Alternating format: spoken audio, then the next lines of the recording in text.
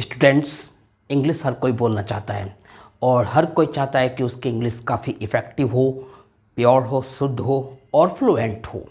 तो इंग्लिश एक लैंग्वेज है। लैंग्वेज जब तक आप प्रैक्टिस नहीं करोगे, बोलोगे नहीं, बोलना शुरू नहीं करोगे, भले ही गलतियां हो लेकिन आप उन गलतियों को इग्नोर करते हुए और उन गलतियों से कुछ सीखते हुए बोलने की कोशिश नहीं करोगे, तब तक आपको इंग्लिश नहीं आएगी।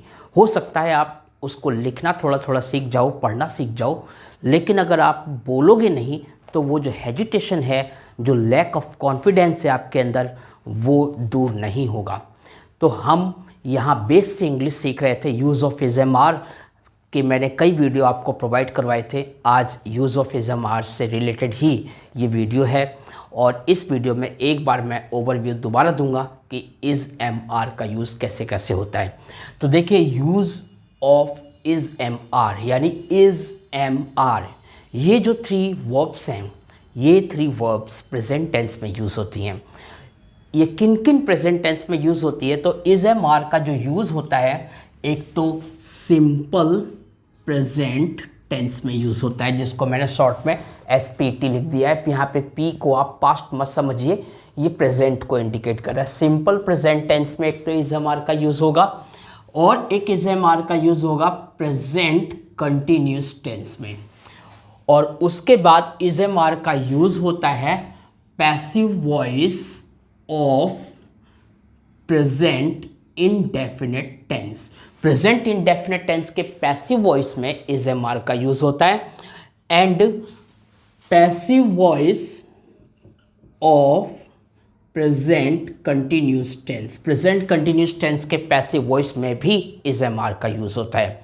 तो एक एक एग्जांपल दे देता हूँ मैं, जैसे कि simple present tense. Simple present tense में जब इज़ एम आर का यूज़ होता है तो वहाँ पे इज़ एम आर ही मेन वर्ब होती है और कोई दूसरी मेन वर्ब यूज़ नहीं होती। जैसे कि मैंने बोला दिस इज़ माई बुक, तो यहाँ पे इज़ वर्ब है, यही मेन वर्ब है और कोई वर्ब इस सेंटेंस में यूज़ नहीं हुई है। जैसे मैंने बोला I am the student of class 10th, मैं क्लास 10th का स्टूडेंट हूँ, तो यहाँ पे जो एम है, एम ही क्या है? मेन वर्ब है और इस पूरे सेंटेंस में कोई दूसरी मेन वर्ब नहीं है। तो इस तरीके के सेंटेंस सिंपल प्रेजेंट टेंस जो सिंप्लिसिटी को इंडिकेट करते हैं वो हैं। इसी तरीके से आर का यूज़ भी हो सकता है। जैसे हम कह सकते हैं they are very good boys, तो यहाँ पे जो आर है वही क्या है? मेन वर्ब है और आर के अलावा और कोई वर्ब पूरे सेंटेंस में नहीं है। लेकिन प्रेजेंट कंटिन्यूस टेंस में जो इज़ एम आर यूज़ होता है वो is am are main verb ना होके हेल्पिंग वर्ब या ऑक्सिलरी वर्ब्स होती हैं। जैसे कि मैं बोल रहा हूँ कि मैं कुछ सोच रहा हूँ, तो I am thinking something, I am thinking something, यहाँ पे एम हेल्पिंग वर्ब है और थिंकिंग मेन वर्ब है। थिंक प्लस ING यानी थिंकिंग, जो 4th फॉर्म ऑफ वर्ब है, ये मेन वर्ब है। इसी तरीके से अगर मैं पैसिव वॉइस बनाता हूँ प्रेजेंट इंडेफिनिट टेंस का, तो प्रेजेंट इंडेफिनिट टेंस में मैंने एक सेंटेंस लिया कि मैं क्रिकेट खेलता हूँ, तो इसका मैंने पैसिव वॉइस बनाया, तो यहाँ पे ये होगा कि क्रिकेट मेरे द्वारा खेला जाता है, यानी cricket is played by me, cricket is played by me. तो यहाँ पे is plus 3rd form of verb आई, तो क्रिकेट इज़ प्लेड, इज़ के बाद 3rd फॉर्म ऑफ वर्ब आ रही है, तो ये जो 3rd फॉर्म ऑफ वर्ब है ये मेन वर्ब है और इज़ एम आर जो यूज़ होगा वो आपका हेल्पिंग वर्ब होगा। यहाँ पे पैसिव वॉइस में भी जो प्रेजेंट इंडेफिनिट टेंस का पैसिव वॉइस बनेगा। इसी तरीके से अगर मेरा टेंस कोई कंटिन्यूस टेंस का है, जैसे कि मैं एक पत्र लिख रहा हूँ, मैं एक पत्र लिख रहा हूँ।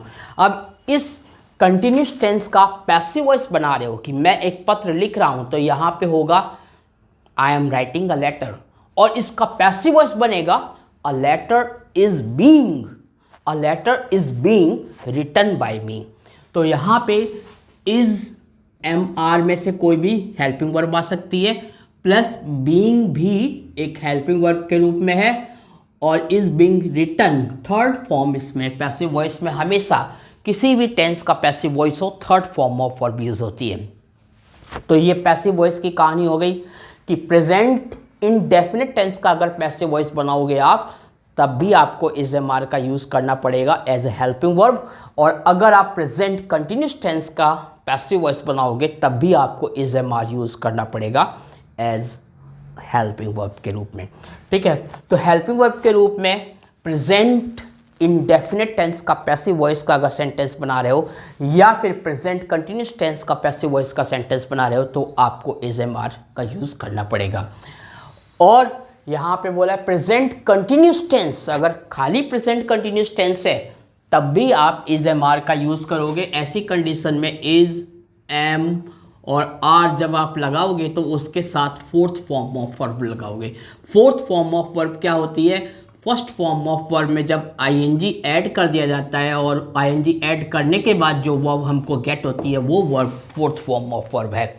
तो इस तरीके से प्रेजेंट कंटिन्यूस टेंस में भी हम इज एम आर का यूज़ करते हैं, लेकिन यहाँ पे जो इज एम आर यूज़ हो रही है वो हेल्पिंग वर्ब यानी ऑक्सिलरी वर्ब्स के रूप में यूज़ हो रही है, क्योंकि मेन वर्ब तो फोर्थ फॉर्म ऑफ वर्ब है। ये बात आपको ध्यान रखना है।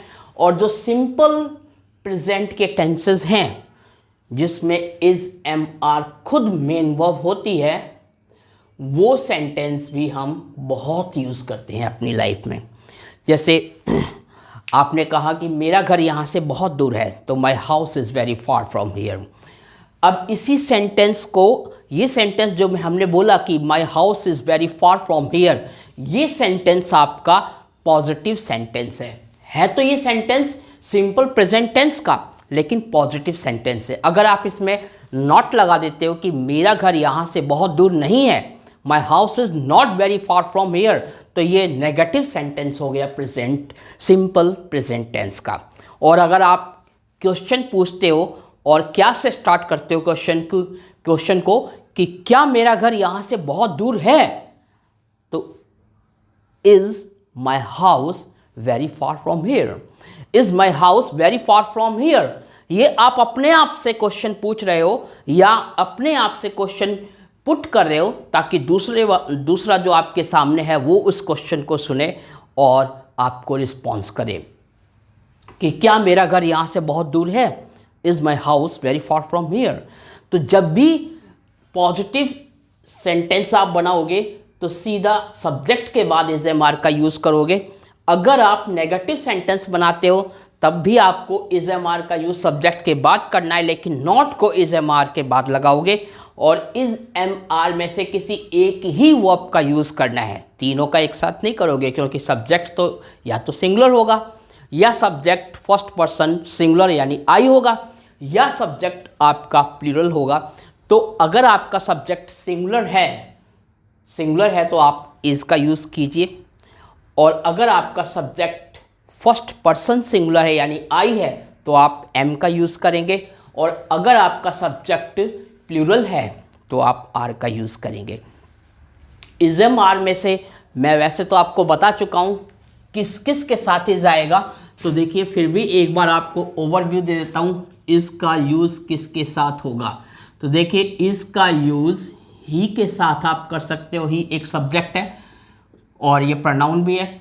इसका यूज़ आप शी के साथ कर सकते हो, इसका यूज़ आप इट के साथ करोगे, इसका यूज़ आप दिस के साथ करोगे, दैट के साथ इज आएगा, इज देयर के साथ भी आता है, देयर इज, लेकिन कंडीशन ये है कि फिर कोई सिंगुलर नाउन आना चाहिए। सिंगुलर नाउन पे ही ये इज डिपेंड करेगा कि देयर के साथ इज आएगा या आर आएगा। देयर के साथ इज भी आता है, आर भी आता है, वॉज भी आता है, वर्ब भी आता है, विल भी आ जाता है। इस तरीके से वो कंडीशंस हैं। तो अगर प्रेजेंट की बात हो रही है और सिंगुलर नाउन है कोई, तब देयर के बाद इज का यूज़ कर सकते हैं आप। इज और कहाँ आएगा? इज जीरंड के साथ आता है, जीरंड। अब जीरंड क्या होती है? जीरंड आप फोर्थ फॉर्म ऑफ वर्ब समझ गए, फोर्थ फॉर्म ऑफ वर्ब होती है। तो फोर्थ फॉर्म ऑफ वर्ब अगर यूज हो, used as a noun, used as a noun in a sentence, अगर फोर्थ फॉर्म ऑफ वर्ब का यूज सेंटेंस में नाउन के रूप में किया जाए और वो नाउन या तो सेंटेंस का क्या हो, सब्जेक्ट हो या ऑब्जेक्ट हो, सेंटेंस में जो वर्ब है उस वर्ब का या तो सब्जेक्ट हो या ऑब्जेक्ट हो, तब उस फोर्थ फॉर्म ऑफ वर्ब को जीरंड माना जाता है, क्योंकि वो उस समय नाउन की तरह एक्ट करती है, वर्ब की तरह एक्ट नहीं करती है। तो जीरंड के साथ हमेशा आपको इज का यूज़ करना है। जैसे कि स्विम प्लस ING स्विमिंग, तो हम कह सकते हैं swimming is a good exercise. तो स्विमिंग के बाद क्या आया, इज आया, swimming is a good exercise. वैसे ही हम बोल सकते हैं smoking is injurious to health. ऐसे ही हम कह सकते हैं कि walking is good for health. इस तरीके से ये जीरंड है। और infinitive with to, infinitive with to, to के साथ अगर इन्फिनिटिव है, जैसे कि इन्फिनिटिव विद टू क्या होता है, two plus first form of verb को इन्फिनिटिव विद टू कहते हैं। तो two plus first form of verb का अगर यूज हो रहा है तो वो इन्फिनिटिव विद टू है, और वो भी एक तरीके से नाउन के रूप में यूज होता है। तो वो आपका क्या है, एक सेंटेंस में वर्ब का सब्जेक्ट हो सकता है, और ऐसी कंडीशन में अगर वो सब्जेक्ट है तो आपको इज यूज करना है। जैसे to go there is dangerous for you, या to do this work is not beneficial for you. इस तरीके से टू गो ये इन्फिनिटिव विद टू है, टू डू ये इन्फिनिटिव विद टू है, और इनके साथ हमने किसका यूज किया, इज का यूज किया। तो इस तरीके से इसका यूज होता है। और इसका यूज होता है सिंगुलर नाउन के साथ। जो इज आता है वो सिंगुलर नाउन के साथ इज आता है। सिंगुलर नाउन, सिंगुलर नाउन बहुत प्रकार के होते हैं, इतने प्रकार के होते हैं कि आप बनाते जाओ सेंटेंस कभी ख़त्म नहीं होंगे। यानी कि आपकी जितनी थिंकिंग या जितना सोच सकते हो उतने टाइप के सेंटेंसेस आप क्रिएट कर सकते हो। तो सिंगुलर नाउन के साथ इसका यूज़ होगा। सिंगुलर नाउन में जैसे बहुत सारी चीज़ें होती हैं, जो भी काउंटिंग में वन है। सिंगुलर नाउन दो टाइप के होते हैं, एक तो होते हैं काउंटेबल, काउंटेबल, ठीक है, काउंटेबल सिंगुलर नाउन, और एक होता है uncountable singular noun. Countable singular noun को हम काउंट कर सकते हैं, लेकिन वो काउंटिंग में सिर्फ वन हो, नंबर में सिर्फ वन हो, तब वो काउंटेबल सिंगुलर नाउन माने जाएंगे। और अनकाउंटेबल सिंगुलर नाउन वो होते हैं जिनको हम काउंट नहीं करते, जिनको हम काउंट नहीं कर सकते, किसी और मेजरमेंट का यूज़ कर सकते हैं। उनको हम क्या कर सकते हैं, तौल सकते हैं, उनको हम लीटर से मेज़रमेंट कर सकते हैं, उनकी हम लेंथ को मेज़रमेंट कर सकते हैं, इस तरीके से। लेकिन काउंट करके उसका यूज़ नहीं किया जाता, तो उसे भी हम अनकाउंटेबल सिंगुलर नाउन कहते हैं। जैसे कि एयर है, एयर अनकाउंटेबल सिंगुलर नाउन का एग्जाम्पल, एयर एक अनकाउंटेबल सिंगुलर नाउन है। ऑयल अनकाउंटेबल सिंगुलर नाउन है। वाटर अनकाउंटेबल सिंगुलर नाउन है। ऐसे ही आप अगर ब्रास यानी पीतल का यूज़ कर रहे हो तो वो अनकाउंटेबल सिंगुलर नाउन है। ऐसे कोई फीलिंग है जैसे कि लव, ये अनकाउंटेबल सिंगुलर नाउन है। तो ये सब अनकाउंटेबल सिंगुलर नाउन है, इनके साथ इसका यूज़ होगा। जैसे आप कह सकते हो एयर इज़ वेरी कूल, हवा बहुत ठंडी है। Oil is not good for this oil, आप दिस लगा सकते हो क्योंकि किसी पर्टिकुलर ऑयल की बात हो रही होगी। This oil is not good for our health, यह ऑयल हमारी हेल्थ के लिए गुड नहीं है। वाटर आप सिंगुलर नाउन है, आप वाटर के साथ इज लगाओगे कि water is necessary for all living beings, water सभी लिविंग बींग्स के लिए आवश्यक है। Brass, brass is an important metal, brass एक इम्पॉर्टेंट मेटल है। Love is the need of the humanity, प्रेम मानवता की सबसे बड़ी आवश्यकता है, या प्रेम मानवता की आवश्यकता है। तो यहाँ इस तरीके से जो आपने अनकाउंटेबल सिंगुलर नाउन लिए उनके साथ भी इसका यूज़ होगा। काउंटेबल सिंगुलर नाउन में वो हैं जिनको हम काउंट कर सकते हैं, बट उनका नंबर अगर वन है तो आप क्या करोगे, उसके साथ इसका यूज़ करोगे। जैसे कि कोई एक बॉय है तो आप कह सकते हो a boy is standing here, या a boy is looking at me, या a boy is doing his work. इस तरीके से आप बोल सकते हो। जैसे आपका एक मार्कर है, आप ये कह सकते हो a marker is lying on the table, ठीक है, या ये कह सकते हो this marker is very costly. इस तरीके से कोई भी सिंगुलर नाउन है जो वन है उसके साथ आप इसका यूज़ करोगे। अब ये जो सिंगुलर काउंटेबल नाउन है, जो काउंटेबल हैं या अनकाउंटेबल हैं, उनके साथ आप माई,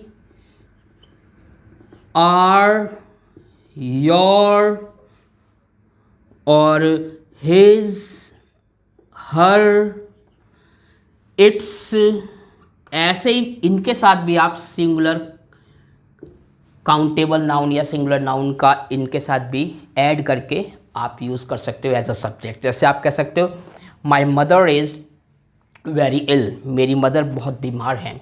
my father is an honest person, मेरे पिताजी एक ईमानदार पर्सन हैं। आर स्टूडेंट्स वेरी ब्रिलियंट, हमारे स्टूडेंट्स बहुत ब्रिलियंट हैं। इस तरीके से आप इनके साथ भी क्या कर सकते हो कि सिंगुलर काउंटेबल नाउन या प्लूरल काउंटेबल नाउन का यूज़ कर सकते हो। या तो सिंगुलर काउंटेबल नाउन का यूज़ कर सकते हो या प्लूरल काउंटेबल नाउन का यूज़ कर सकते हो। जैसे अभी मैंने बोला our students are very brilliant, तो यहाँ पे आर स्टूडेंट्स, ये स्टूडेंट्स हो गया ना, तो स्टूडेंट्स हो गया तो आप आर लगाइए। अगर यहाँ पे होता आर स्टूडेंट, हमारा विद्यार्थी, our student is our proud, हमारा विद्यार्थी हमारा गर्व है। इस तरीके से तब उसके साथ आप इज़ का यूज़ करोगे। लेकिन अगर प्लूरल है, स्टूडेंट्स है, तो आप प्लूरल के अकॉर्डिंग आर का यूज़ करोगे। तो यहाँ पे इज़ किस किस के साथ आता है ये आप समझ गए। अब इनके साथ इज़ आता है, तो इन सेंटेंसेस को आप सभी तरीके से यूज़ कर सकते हो। यानी कि आप सिंपल प्रेजेंट टेंस में भी बना सकते हो, प्रेजेंट कंटिन्यूस टेंस में भी बना सकते हो। बस उसमें हिंदी में सेंटेंस जो होगा, रहा है, कोई काम हो रहा है, इस तरीके से आप बोलोगे तो बन जाएगा। और आप प्रेजेंट इनडेफिनेट टेंस का जो पैसिव वॉइस बनाओगे उसमें इज एम आर का यूज़ करके बना सकते हो, या प्रेजेंट कंटिन्यूस टेंस का पैसिव वॉइस बनाओगे तो उसमें इज एम आर के साथ बीइंग का यूज़ करके आप बनाओगे। और वर्ब जो यूज़ होगी, मेन वर्ब, वो third form of verb use होगी। तो यहाँ पे इज एम आर के जितने भी मैंने आपको वीडियो प्रोवाइड करवाए हैं, उन सभी को जब आप देखेंगे तो इज एम आर का यूज़ कैसे करना है वो सारी क्लियरिटी आपको हो जाएगी, आप अच्छी तरीके से सीख जाओगे। तो इज एम आर का और ज़्यादा वीडियो मेरे ख्याल से प्रोवाइड करवाना आवश्यक नहीं, क्योंकि जितने वीडियो प्रोवाइड करवा दिए अगर उन्हीं को ही आप अच्छी से देख लोगे तो आप बहुत कुछ सीख जाओगे। तो नेक्स्ट वीडियो में हम वॉज वर्ड सीखेंगे, वॉज वर्ड का यूज़ कहाँ करना है, कैसे करना है, और उनके डिफरेंट एग्जाम्पल्स लेके वॉज वर्ड को भी यूज़ करना सीखेंगे, उनको लिखना सीखेंगे। सो आपने इस वीडियो में टाइम दिया, अपनी नॉलेज को इंक्रीज़ करने के लिए वीडियो देखा, इसके लिए बहुत बहुत धन्यवाद। क्योंकि जो पर्सन अपनी नॉलेज को इंक्रीज़ कर रहा है वो इस देश की प्रगति में भागीदार बन रहा है। So thanks a lot for watching this video. Thank you very much.